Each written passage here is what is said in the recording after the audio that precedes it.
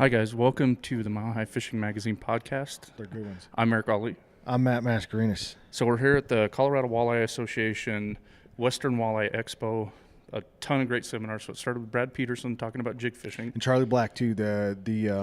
What were they? The Angler of the Year. Angler of the Years last year, right? And 2016 as well. Yeah. 2 of the last 3 years, yeah. So they kind of know their stuff, huh? Yeah. So they started with jig fishing. Austin Parr's up now. He's talking about live bait. Yep. Neal's up after Austin. Neal, what's your topic? Night fishing, correct? Yeah, night's time for big walleyes. So what we're going to do now is we're going to talk to Neal about nighttime walleye fishing.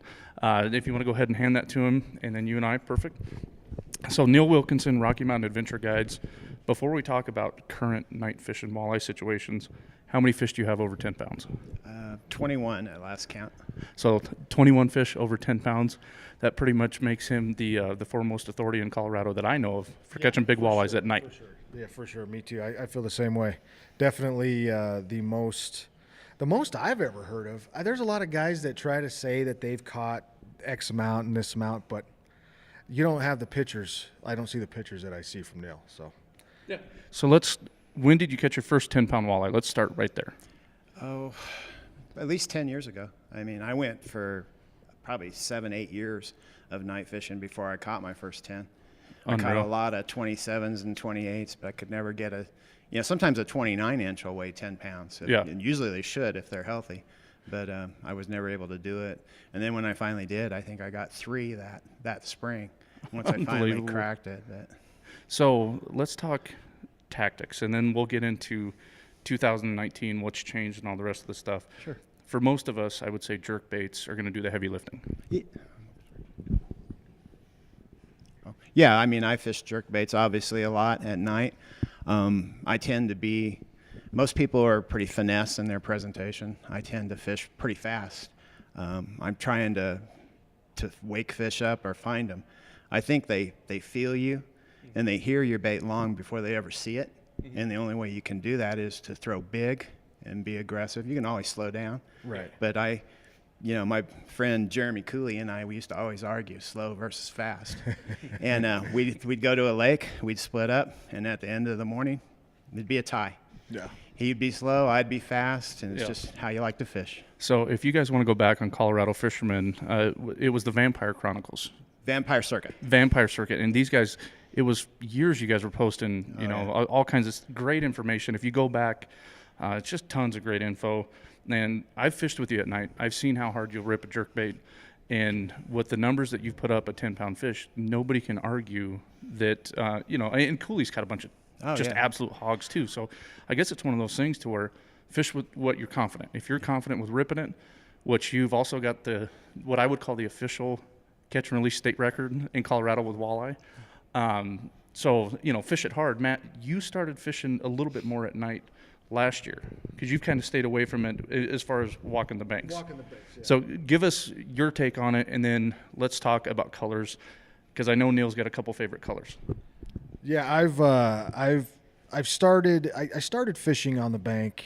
Oh man, maybe like 10 years ago. I was fishing on the bank a lot, and then I caught on with the whole boat scene. I didn't own a boat myself, so I kind of got away from fishing with the bank or fishing on the bank for walleyes. So I went the boat route and learned as much as I could. And then last year I got back into the bank route again, just because I don't like fishing at night from the boats, and that's just a personal thing with me. There's a lot of factors that go into it for me that affect me negatively. I can't see very well at night, even if I have my contacts or glasses. I tried both. My depth perception's messed up, and there's just at night fishing but there's a lot to go through, and it's just not my thing. There's a lot of guys out there that are really good at doing it. It's just not one of my things. So I was like, I still want to get out and fish at night. I remember how much I never caught anything in that that class that Neal catches those fish in, but I've caught some good 25s, 24s, some fat, healthy fish, enough at the time to keep wanting to come back. But what I got a question, because I've always thought about this. I've never had enough time to really put out a double rod system while you're night fishing. Uh-huh. I've always walked around with one rod, which predominantly casting, or I might set up another one that has maybe like a curly tail grub or something on it too as well, along with the jerkbait obviously.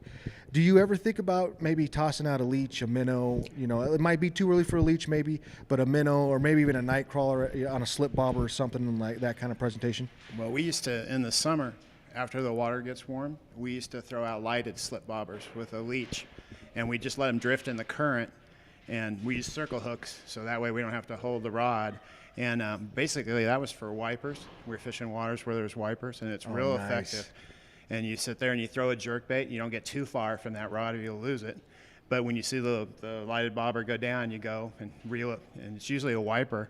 But we've caught big walleyes too. We've also put night crawlers on that presentation. Nice. If I'm by myself, lots of times I'm just, I'll have 2 rods rigged and ready to go, different presentations, but it's hard. I'm only going to get 1 or 2 bites a night. That's what I expect when I go out, and I don't want to miss them. Right. So, if I miss them, my night's ruined. And that's the thing that you think about. It's like, man, you don't want to miss those big bites. You don't want to miss them. So if you're concentrating on a slip bobber you're not paying attention to a bite you can miss here on a casting reel or while you're casting presentation. Night fishing's hard. I mean, I'm a night person, so for me it kind of comes natural. I've been night fishing since I was 5 years old. My grandfather got me started. But like last year I didn't get to do it as much as I wanted to. I was really ill last spring, so I didn't get to fish hardly at all at night. And then I spent the summer, I launched my boat 109 days last year. That's cool. And then I spent 5 weeks on the walleye tour as a co-angler, living in hotels and traveling. Yeah. I was tired. Yeah. I came home and I went elk hunting, and I got back, and I missed the fall night season because to be honest, I didn't want to, I was tired. So a couple things. He's got a great piece that's coming out in Mile High Fishing Magazine that's going to be out next week about that whole experience, which we're really excited about. I'm sure you're going to come at it with a vengeance this year since you had to take a year off. Let's give the folks that are listening to this some tangible information. Sure. Jerkbaits. What kind of profile, what size are you fishing most? Throw the biggest ones you're comfortable casting. Okay. Leave your 3 and 4 inch ones at home, unless you want to catch 18-inch, 17-inch walleyes, which, by the way, you'll catch on the big jerkbaits too. Yeah. If you want to catch a big fish, you want him to hear you and feel you before you see the bait. I used to obsess about color. I don't anymore. I'm more interested in how much water I can move and attracting them to my bait. If a big walleye is in 5 feet or less water, he's there for only one reason, and that's to eat. So color profile, does it make any difference? Like I found that if I use darker colors, it works better at night. But I also know that for years you were all about that chartreuse, ghost, that X-Wrap color. That purple ghost, Yeah. which is still my favorite color. But the reason it's my favorite color is it flashes. The Okay. purple turns black at night, so basically you got a black back and a white bottom. Okay. So anything of contrast from dark to light, if it's a good walleye bait, it should have a slow roll when you're fishing it slow.